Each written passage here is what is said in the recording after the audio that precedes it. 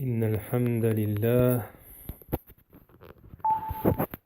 نحمده ونستعينه ونستغفره ونعوذ بالله من شرور أنفسنا ومن سيئات أعمالنا من يهده الله فلا مضل له ومن يضلل فلا هادي له وأشهد أن لا إله إلا الله وحده لا شريك له وأشهد أن محمدا عبده ورسوله يا أيها الذين آمنوا اتقوا الله حق تقاته ولا تموتن إلا وأنتم مسلمون يا أيها الناس اتقوا ربكم الذي خلقكم من نفس واحدة وخلق منها زوجها وبث منهما رجالا كثيرا ونساء واتقوا الله الذي تساءلون به والأرحام إن الله كان عليكم رقيبا يا أيها الذين آمنوا اتقوا الله وقولوا قولا سديدا يصلح لكم أعمالكم ويغفر لكم ذنوبكم ومن يطع الله ورسوله فقد فاز فوزا عظيما ألا وإن أصدق الحديث كتاب الله خير الهدي هدي محمد صلى الله عليه وسلم وشر الأمور محدثاتها وكل محدثة بدعة وكل بدعة ضلالة وكل ضلالة في النار أما بعد. Donc nous continuons toujours dans le 5e chapitre de Kitab al-Tawhid. Donc nous sommes arrivés, on avait expliqué le premier hadith du chapitre, le premier verset, et maintenant nous sommes arrivés au premier hadith. Le hadith qui suit le verset de la sourate 12, verset Yusuf, verset 108. وعن ابن عباس رضي الله عنه أن رسول الله صلى الله عليه وسلم لما بعث معاذا إلى اليمن قال له إنك تأتي قوما من أهل الكتاب فليكن أول ما تدعوهم إليه شهادة أن لا إله إلا الله. طيب. Donc, la traduction de ceci.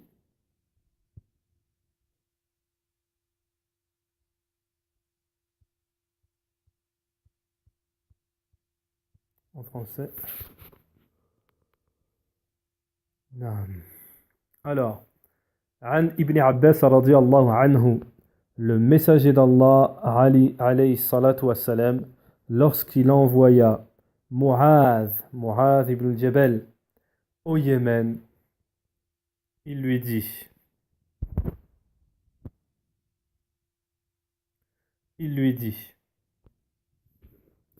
tu trouveras, tu auras en face de toi, lorsque tu vas au Yémen, des gens, un peuple parmi les gens du livre.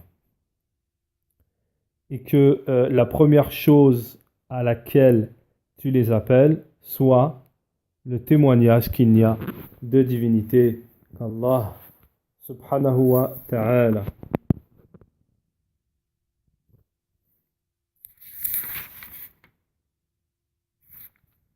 طيب.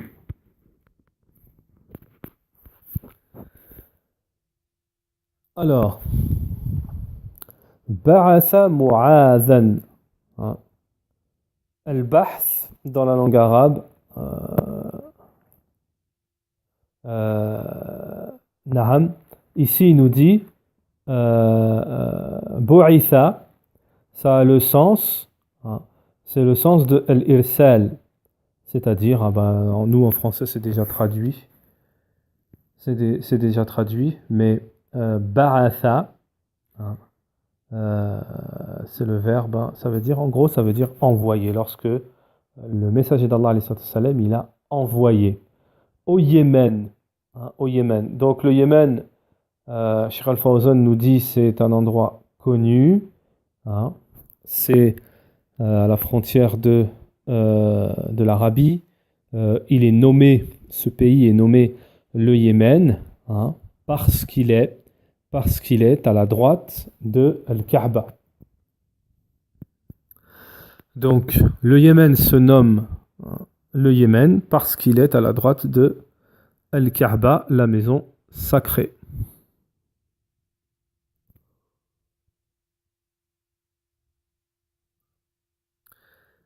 Et le Shem, tout ce qui est Syrie, Jordanie, Irak, tout ça, le Shem a été nommé le Shem parce qu'il est à la gauche de la Kaaba. Parce qu'il est à la gauche de la Kaaba.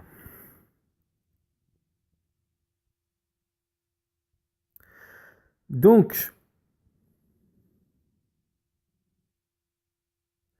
l'envoi de Mu'adh ibn al-Jabal, hein, Cheikh Al-Fawzan nous dit l'envoi de Mu'adh ibn al-Jabal s'est produit la 10e année.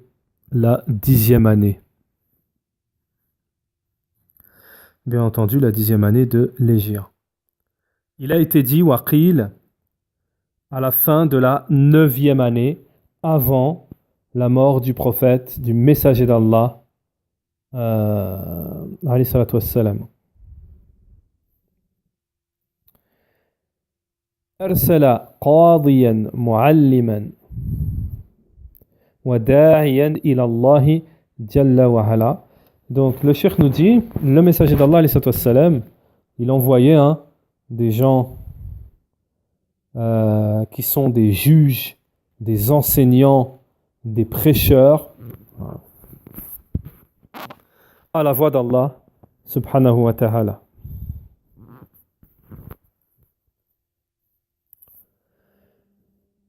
En tant que remplaçant du messager d'Allah alayhi salatu wassalam dans ces choses importantes. Donc le messager d'Allah alayhi salatu wassalam, il envoyait des gens instruits, comme juges, comme enseignants, comme prêcheurs, appelant à la voix d'Allah, comme remplaçant, en tant que remplaçant du messager d'Allah alayhi salatu wassalam dans les choses importantes.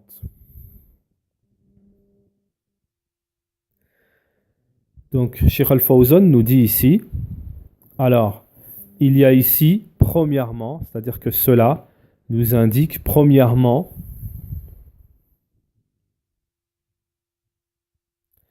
la légifération, le fait que cela soit légiféré, d'envoyer des prêcheurs dans la voie d'Allah subhanahu wa ta'ala. Que cela est légiféré, d'envoyer des prêcheurs dans la voie d'Allah. Jalla wa ala wa annahu sunnat an-nabawi.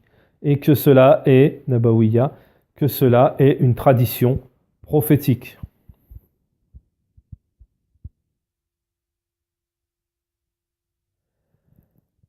Donc, bien entendu, il ne faut pas croire que ce sont que les tablirs qui font de da'wa. À la différence, les gens de la sunna, ils font de da'wa, ils envoient des gens faire de da'wa, etc. Mais des gens expérimentés, et tout en suivant le kitab wa sunna. Ce qui est reproché au tablir, c'est la manière dont ils font de da'wa, il y a des innovations, etc. Taïb. Mais la da'wa en elle-même n'est pas à remettre en cause, il faut faire de da'wa. Deuxièmement, donc il y avait un premièrement, cela nous indique premièrement que le fait d'envoyer des prêcheurs dans la voie d'Allah, ceci est légiféré et que c'est une tradition prophétique. Deuxièmement, il y a ici les mérites de Mu'adh. Il y a ici les mérites de Mu'adh, radiyallahu anhu.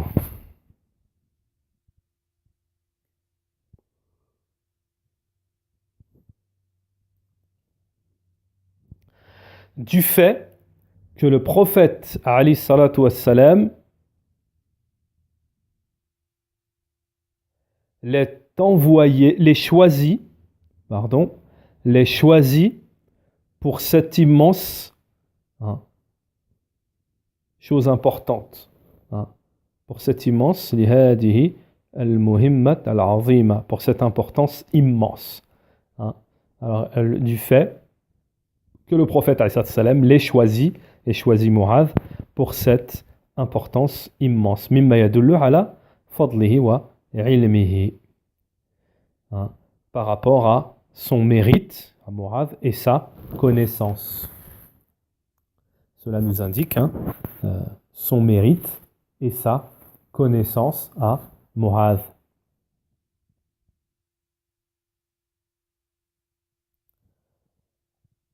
Parce que le messager d'Allah alayhi salatu wassalam, n'envoie que celui qui possède les conditions demandées. Celui qui remplit les conditions demandées. Et Mu'adh remplissait, radiyallahu anhu, ces conditions. Le cheikh nous dit, Mu'adh, radiyallahu anhu, était le plus savant des gens dans le licite et l'illicite. Mu'adh, radiyallahu anhu, était le plus savant des gens dans le licite et l'illicite. Bil halal wal haram.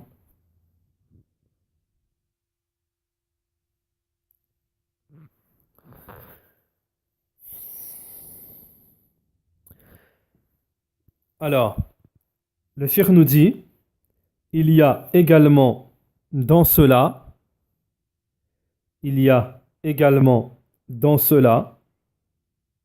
c'est-à-dire dans le fait que le messager d'Allah sallam est envoyé Mu'adh, l'application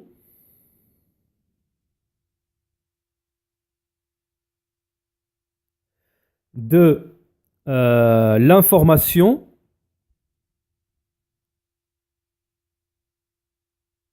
de l'information par la chaîne unique. On va expliquer ça. La chaîne de transmission unique. La chaîne de transmission unique, c'est-à-dire la chaîne de transmission lorsque un hadith nous est transmis que d'une personne, d'un compagnon. Il y a aussi le fait ici de l'acceptation de l'information unique, la transmission, la chaîne de transmission unique. لأن الرسول عليه الصلاة والسلام أرسل معاذا وحده. Parce que le messager d'Allah عليه الصلاة والسلام a envoyé Mu'adh seul. On va expliquer, on va détailler après. Cela indique que l'on peut se fier, s'en remettre, à l'information unique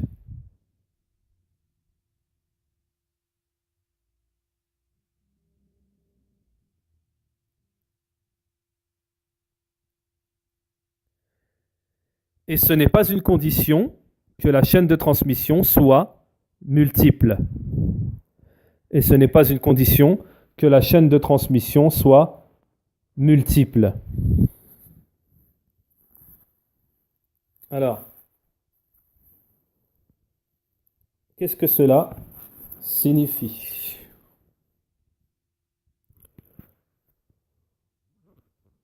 Une chaîne de transmission qui est Khabar Ahad, c'est quoi?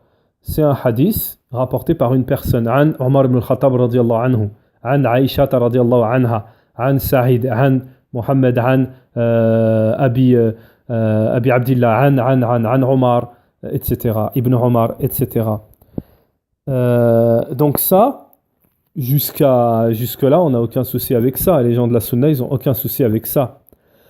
Le problème qui se pose, c'est qu'il y a des gens de l'innovation, les gens de l'innovation n'acceptent pas al-khabar ahad, c'est-à-dire la chaîne de transmission unique, c'est-à-dire avec un rapporteur. Ils ne l'acceptent pas et spécialement dans la croyance, dans la aqidah, pour venir réfuter des hadiths dans la aqidah, et disent non, on ne prend pas le khabar ahad, c'est qu'une personne qui l'a rapporté. Donc ça c'est faux. La preuve, c'est pour ça que le cheikh ici nous dit, regardez, ça c'est un dalil, le messager d'Allah, il a envoyé une personne, ça veut dire qu'on prend d'une personne. On prend l'information, la transmission, la chaîne de transmission d'une personne. Alors les gens d'innovation, qu'est-ce qu'ils disent ? La condition, c'est qu'on doit prendre la chaîne de transmission multiple, c'est-à-dire An Saïd, An Mohammed, An Abdillah, An Aïcha, radiyallahu anha, Qala Rasulullah, etc. Une chaîne de transmission multiple. Eux, ils veulent que ça. Et ensuite, le Cheikh Al-Fawzan nous dit, comme le disent certains égarés, ils disent les affaires du dogme de la croyance, dans les affaires du dogme de la croyance, nous n'acceptons pas l'information unique. L'information, la chaîne de transmission unique, où il y a une personne.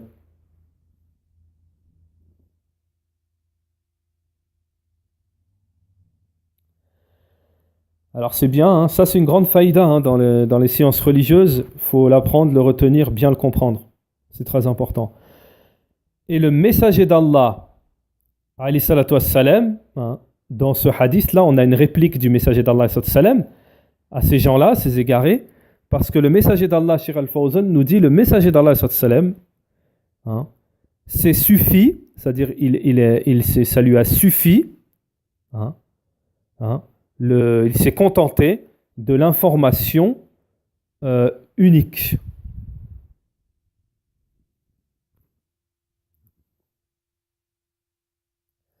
Il a envoyé Mu'adh au Yémen pour appeler à la voix d'Allah. Il a envoyé Mu'adh ila al-Yémen, Mu'adhan ila al-Yémen, au Yémen pour appeler à la voix d'Allah et pour enseigner le tawhid, l'unicité d'Allah.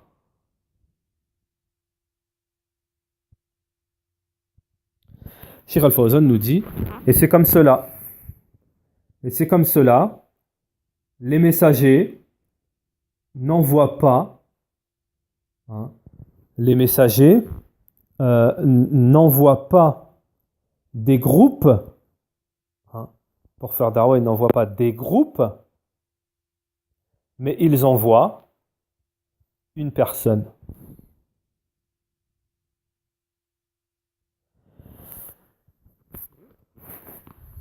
À l'exemple du messager d'Allah, alayhi salatu wassalam, lorsqu'il a envoyé Ali, lorsqu'il a envoyé Mu'adh, lorsqu'il a envoyé Aba Ubayda ibn Jarrah,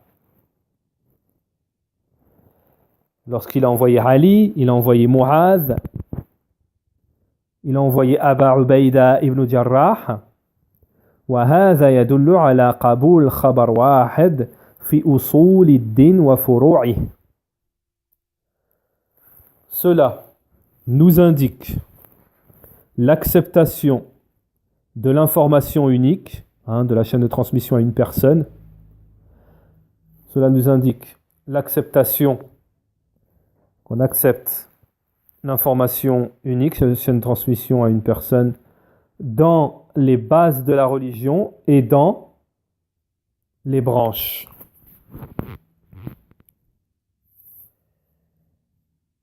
Ça aussi c'est un autre sujet, les bases de la religion et les branches de la religion, ce qui découle de les dérivés de la religion. Tandis que tout ce que disent les savants de la parole, les savants de l'innovation, tout cela est faux. Tout cela est faux. Donc voilà, ça c'était la petite, toujours le cheikh, il a une petite introduction avant d'entrer directement dans le sujet. Qala lahu, donc dans le hadith, le messager d'Allah alayhi sallam dit à Mu'adh, innaka ta'ti qawman min ahli al-kitab. Donc, tu vas aller faire darwa, tu auras devant toi des gens du livre. Tu auras devant toi, en face de toi, des gens du livre. هذا فيه وصية الإمام إمام المندوبة لمندوبه حينما يرسله. Alors, donc ici il y a l'exhortation de l'imam à son remplaçant lorsqu'il l'envoie. Donc le fait que le messager d'Allah lui dit tu vas aller faire darwa, il l'envoie au Yémen, Mu'adh, il dit tu vas aller faire darwa. Lorsqu'il lui dit mais en face de toi, attention, tu auras des gens du livre. Donc Cheikh Al-Fawzan nous dit cette parole veut dire c'est une exhortation de l'imam c'est le prophète, alayhi salatu wassalam, à son remplaçant Mu'adh ibn Jabal lorsqu'il l'envoie.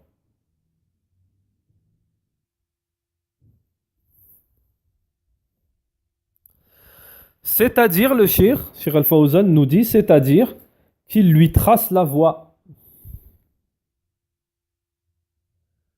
C'est-à-dire qu'il lui trace la voie. La voie à suivre, bien entendu. C'est-à-dire que le messager d'Allah, il trace à Mu'adh ibn Jabal la voie à suivre.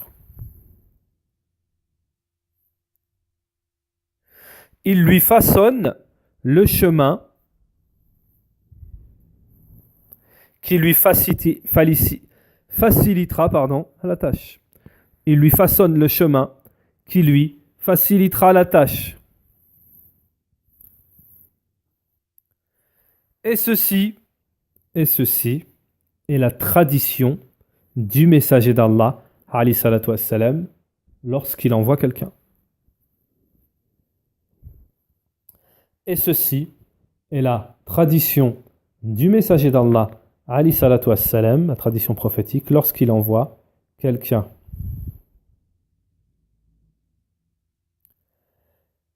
Le cheikh nous dit, c'est-à-dire que lorsqu'il envoie une armée, par exemple, le messager d'Allah, lorsqu'il envoie une armée ou qu'il envoyait quelqu'un, il l'exhortait.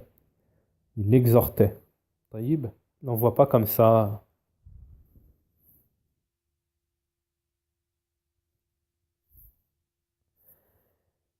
Ahlul Kitab.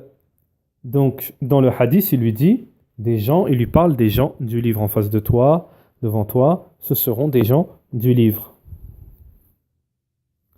Donc, le Cheikh Al-Fawzan nous dit, c'est-à-dire, ce qui est voulu par les gens du livre, c'est-à-dire les juifs et les chrétiens. Ce qui est voulu par les gens du livre ici, ce sont les juifs et les chrétiens.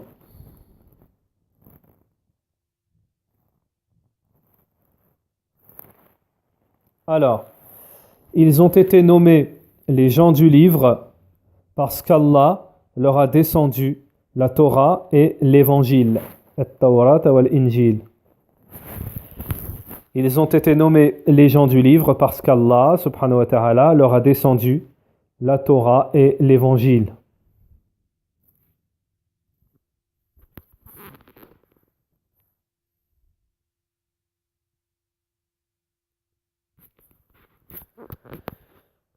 Alors, la Torah, at-Tawrat ala Moussa, la Torah sur Moussa,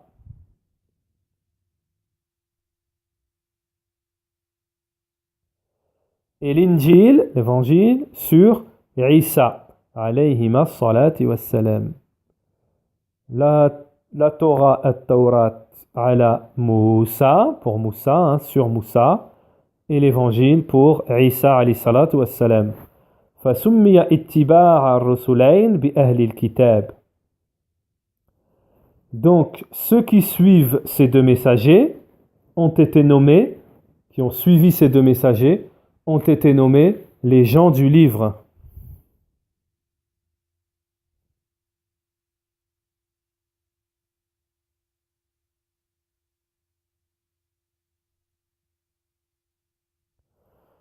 Indépendamment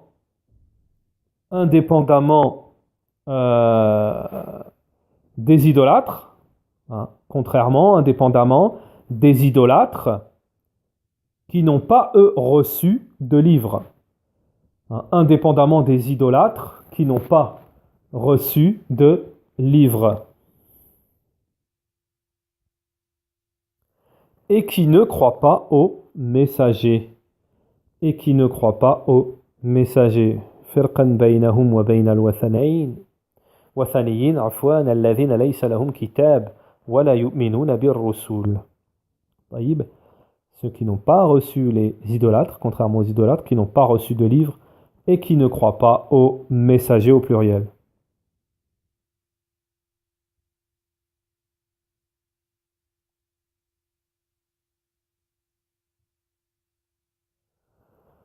Alors, le but du prophète, alayhi salatu wassalam, c'est que le messager d'Allah, alayhi salatu wassalam, il prévient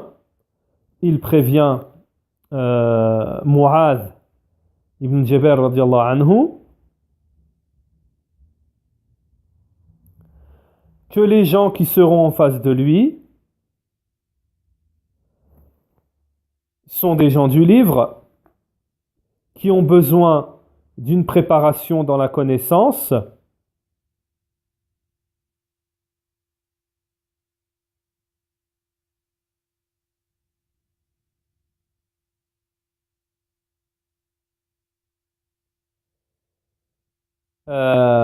par rapport aux discussions et aux débats.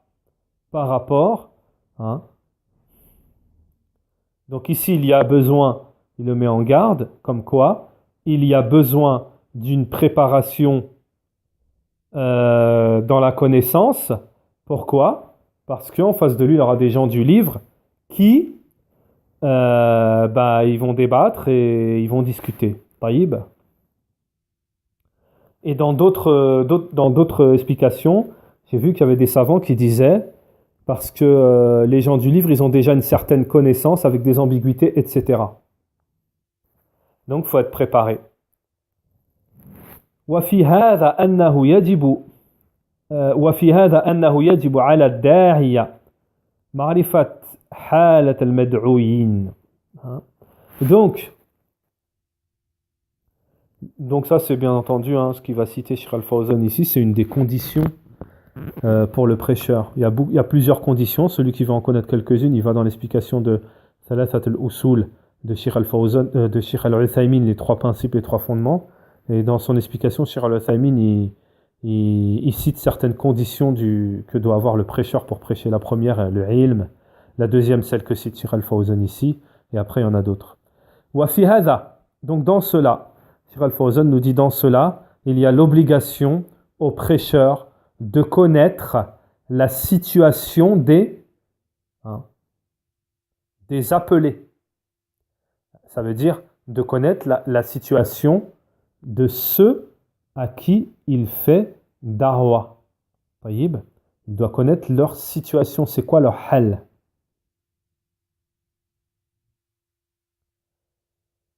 Bien entendu, pour savoir comment leur faire da'wa, comment s'adapter à eux, on doit connaître la situation de ceux qu'on a en face de nous. Et ça, c'est obligatoire, le Cheikh le dit, et Cheikh Al-Uthaymin, il dit que c'est une condition pour être prêcheur. وَهَذَا مِنْ مَنْهَجِ الدَّعْوَةِ. Et ceci est la voie du prêche. C'est-à-dire que le prêcheur regarde, il analyse, il regarde la situation de ceux qu'il appelle. Al-Mad'ouin. Taïb. Alors, le cheikh nous dit, c'est-à-dire qu'il s'adresse à eux, en fonction de ce qui leur convient. Alors, il va donner des exemples, bien entendu, le cheikh. Il nous dit, si il s'adresse à des savants, il va s'adresser avec ce qui leur convient aux savants.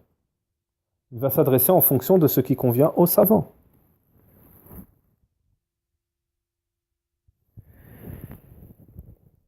Et si il s'adresse à des gens de la masse, il va s'adresser à eux selon ce qui leur convient.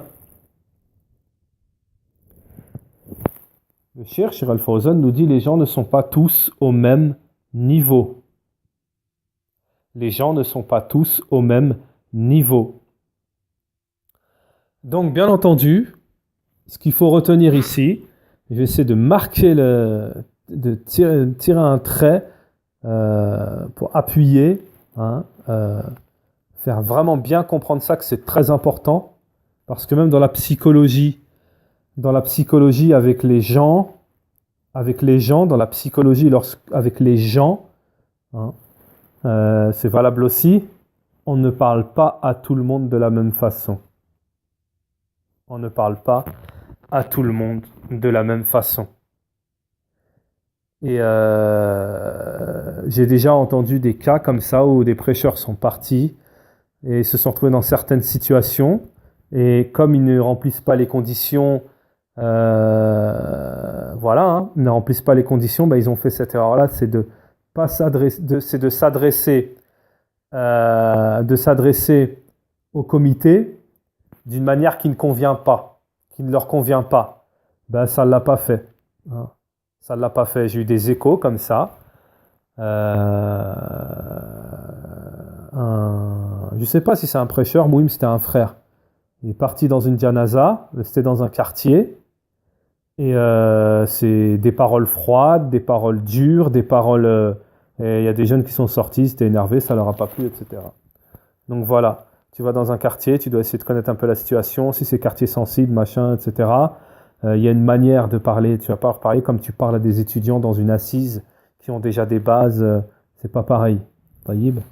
Et en plus, tu dois savoir que dans une janaza, la température, elle n'est pas la même que dans un cours ou dans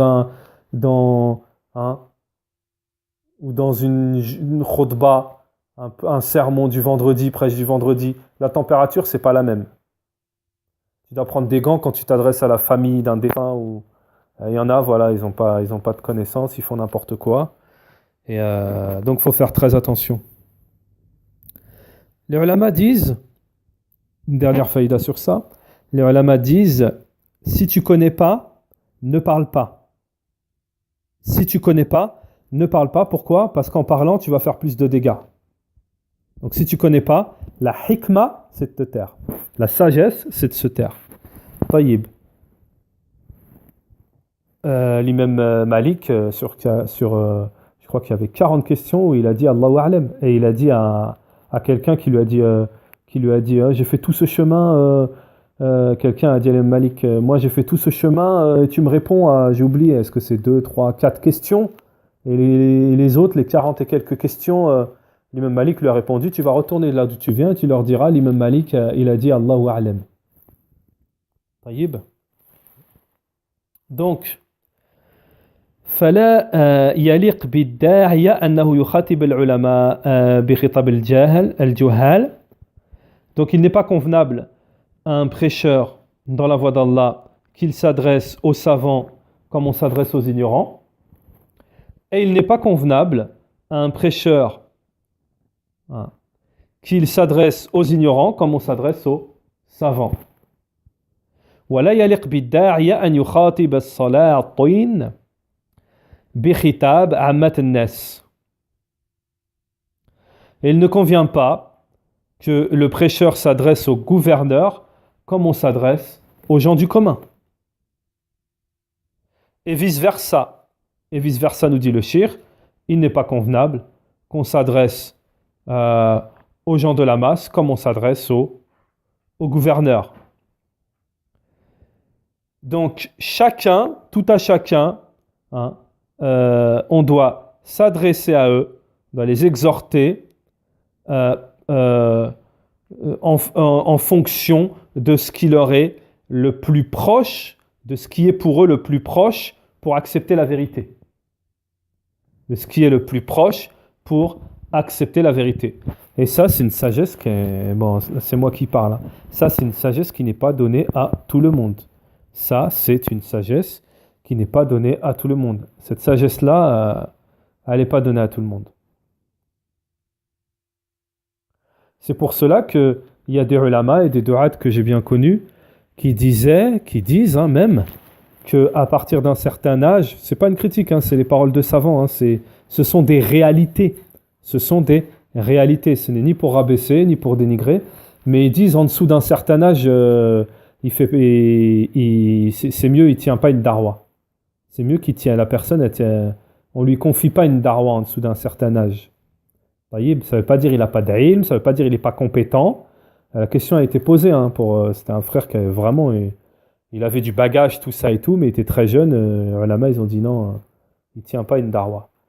Parce qu'il y aura, Allahu A'lam, il y aura certaines choses qu'il faut, l'expérience, la sagesse. Et je ne dis pas que la sagesse, elle est spécifique à une certaine tranche d'âge, mais c'est pas pour rien que